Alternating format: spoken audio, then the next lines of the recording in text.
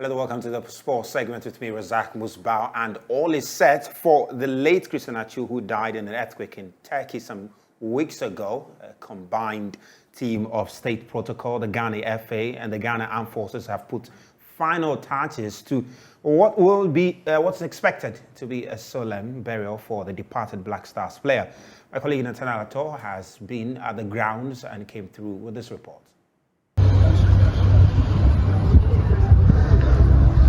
Well, it's late afternoon here at the forecourt of the State House, and what is happening?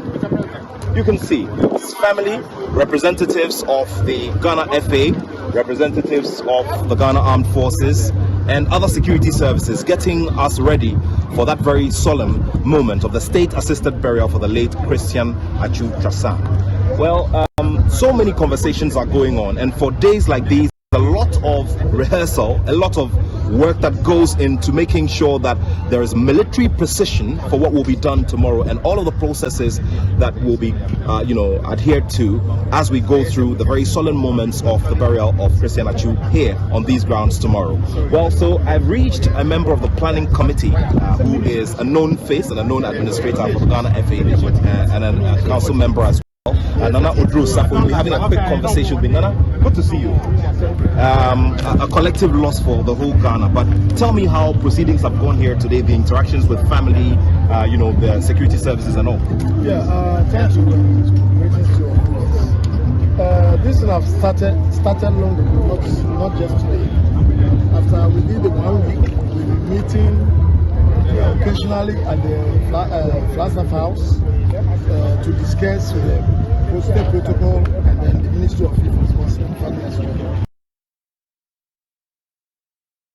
Live coverage of that very funeral will be on the Joy News channel in the morning all the way to the end of it. So look forward to that. But a Joy Sports special tribute has been done for the late Christian Achu, and my colleague Michelle Aquino was the one who put it together. He's going to join me in studio to bring us up to speed on it, because it will be airing tomorrow on the Joy News channel at 2 p.m. While before we speak to Mich, let's just take a snippet of that very feature. What I didn't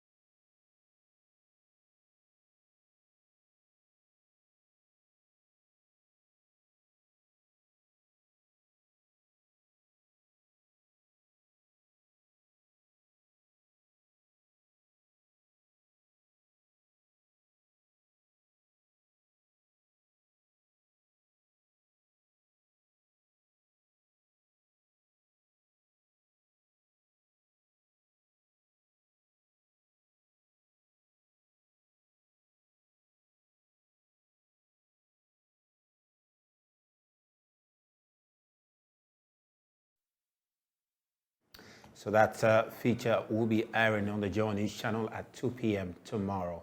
And Michelle Aquino joins me in the studio for, a little preview to the premiere of that very feature. I mean, it's just listening to the guy.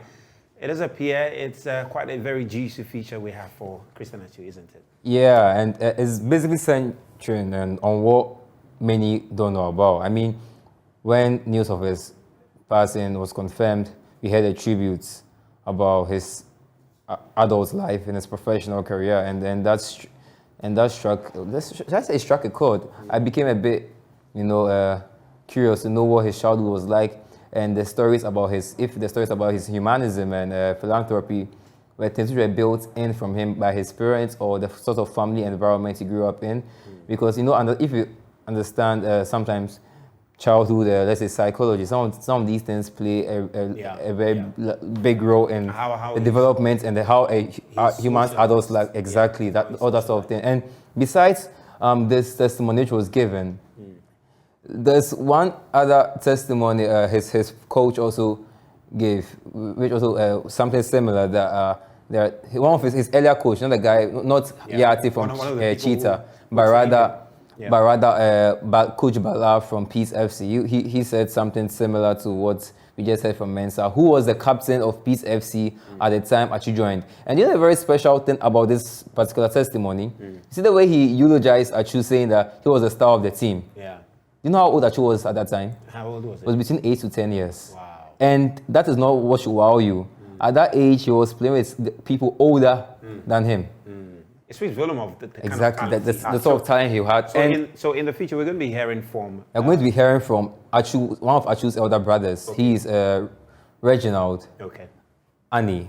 Okay. And we're also going to hear from his first ever football coach. That's Bala Abdullahi from Peace That's FC. at Peace FC. At Peace FC. What is that, in Accra here or in... Abelimpe. That's in Accra. And you also hear from Mensah, who was the captain at Peace FC. You will also hear from Abdul Hayati from Cheetah FC. Yeah. They played, let's say, a benefactory role for Christian Achu because it was through them he was able to get that trial in Portugal and finally signed for Porto before Rio Ave and all the other stuff. And one thing which also his brother indicated that so you've heard all the good stories, but also told me one it's not so good story about Christian Achu. He mentioned that although he was largely a good boy, the moments when Christian Achu was going to be stubborn was when he was playing football and you would get up and want to send him. Christian Achu was not going, there's no way he's going to leave his football and let you tend to go and buy yam or kaklo something for him. That was never going to happen.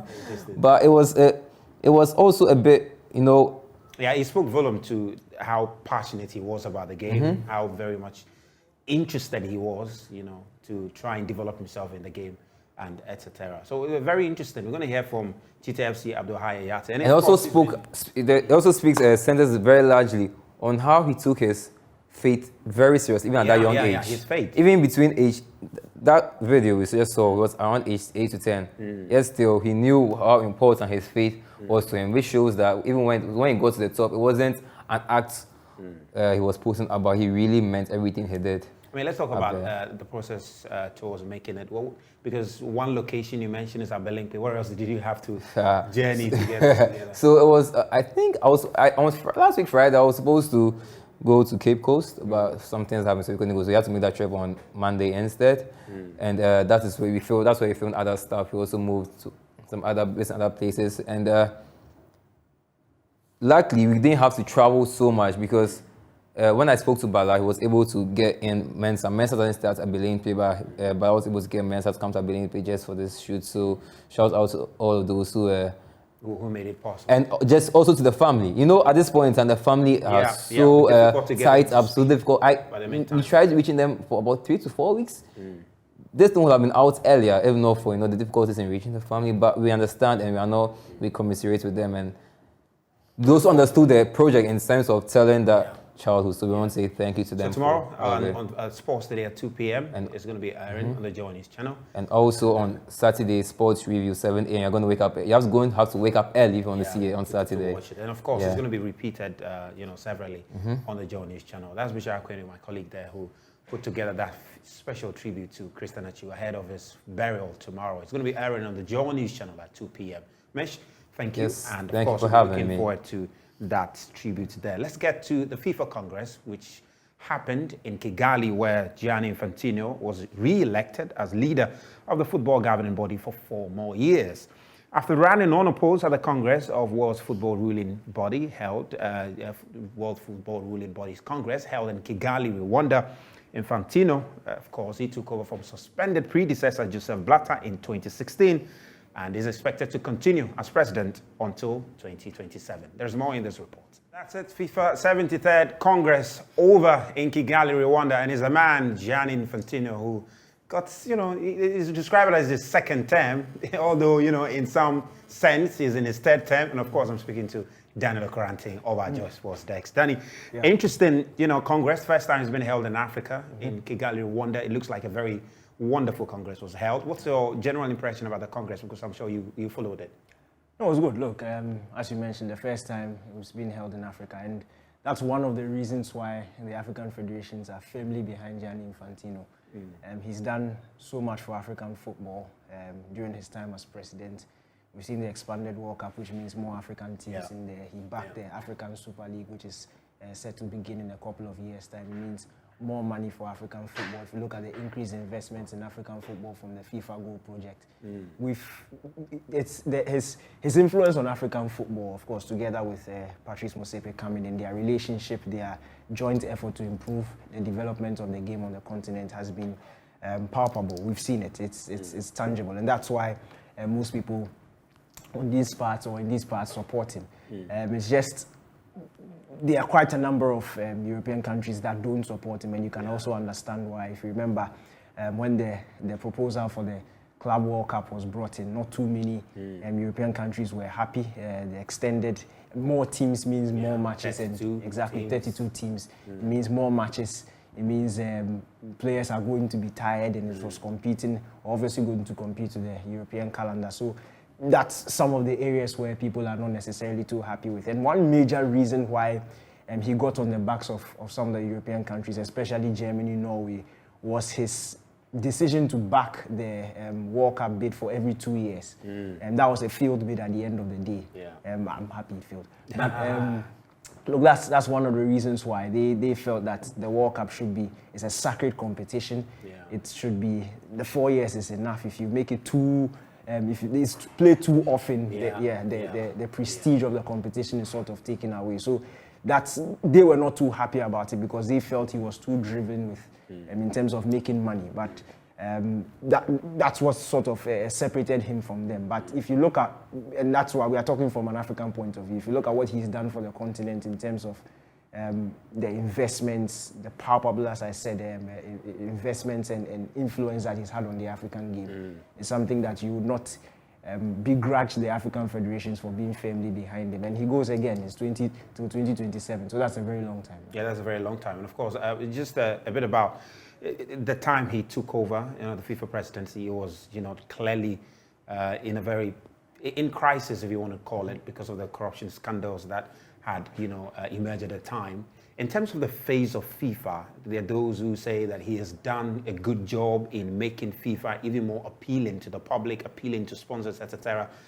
Do you share in that view? And do you think FIFA, from that moment in 2015, 2016, when the crisis, found its way into the organization, do you think that the image of FIFA indeed have been improved under his tenure? Look, everybody always has their people who are for them and people who are against them. But if you look at things critically, as you said, before he stepped in, the whole saga with Blatter and Platini, in fact, football, not necessarily just FIFA, but football administration at the highest level took a huge hit.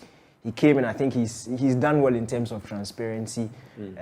People, the details in terms of contracts that FIFA signs are out there for everybody to see. It's transparent. Yes, there's a lot of money involved. So people always want to see these, the nooks and crannies of all these deals, just to make sure that there's nothing fishy going on. And I think from that angle, he's done well. The only thing is that, as I said, from the European point of view, they look at him as somebody who is just fixated on grabbing money, not necessarily on making money, not necessarily improving the game. Yeah, and there's a concern also in there about the longevity that he appears to be having.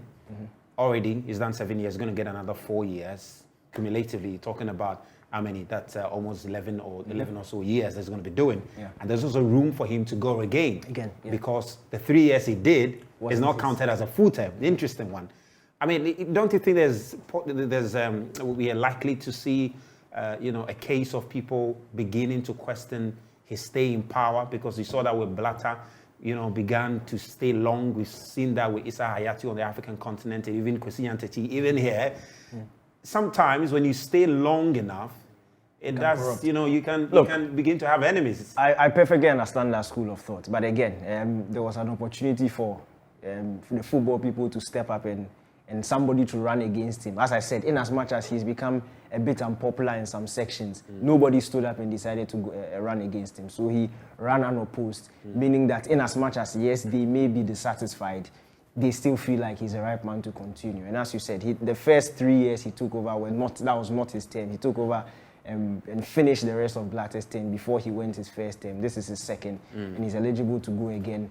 And that will be from 2027 to 2031. Yeah. So, look, it's as I said, if somebody stood up and ran against him and the person lost, that is one thing. But it's another thing for the whole federation or the whole footballing body to look at it and say, fine, he can run unopposed and go. So from that point of view, I feel like they are satisfied and they trust him to continue. Interesting. That's Daniel Cranton of Sports Desk there. Danny, thanks very much for coming too. And let's get to Europe now, because Dortmund midfielder Jude Bellingham is the one whose future appeared to have been settled. And Chris Harrington has the details as far as that's concerned.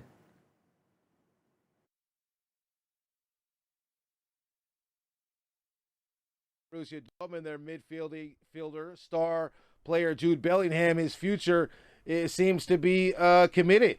He said he wants to play with Real Madrid. One thing he did say, Zinedine Zidane has been an idol of his.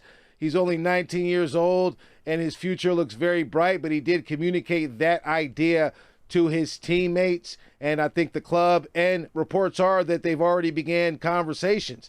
So it looks like another starlet of Dortmund's will depart very soon this summer, and it just goes to show who will be next. Maybe Moukoko, the likes of him. We have to wait and see if Sebastian Haller can kind of resurge Dortmund and provide what he was brought in. But Jude Bellingham's time there was bright, and it looks like it's going to be short. And he'll be going to Spain quite soon.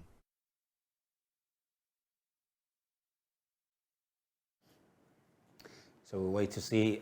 Indeed, well, Jude Bellingham moving to Real Madrid in the Spanish capital. We'll wait to see how that works out. That's all we have here on Prime Sports tonight. But make a date tomorrow with us as at the forecourt of the State House when we bring you full coverage of the funeral of former Black Stars player Christian Achu. My name is Razak Musbau, and thank you for being a part of this. Up next is PM Express, is the business edition with George Riafe.